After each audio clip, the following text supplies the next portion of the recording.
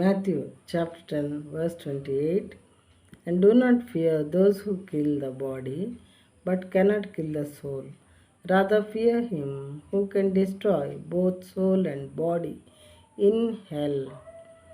మరియు ఆత్మను చంపనేరక దేహంనే చంపువానికి భయపడకుడి, కానీ ఆత్మను దేహమును కూడా నరకంలో నశింపజేయగల వానికి మిక్కిలి భయపడుడి.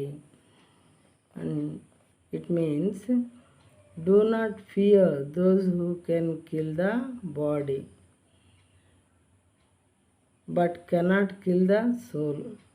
Human beings, if they want to kill others, they can kill only their bodies. They can't kill their souls.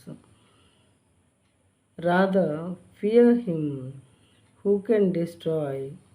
It means fear him means fear to God, who can destroy both soul and body in hell. మన ఆత్మని మరి human being అయితే చంపలేడు. చంపగలిగితే శరీరాన్ని మాత్రమే చంపుతాడు. దేవుడైతే ఆత్మను శరీరాన్ని కూడా పాపం చేస్తే మరి నరకంలో పడవేయగలుగుతారు. కాబట్టి మనుషుల కన్నా దేవునికి ఎక్కువగా భయపడండి అని చెప్పి ఈ వాక్యం యొక్క అర్థము.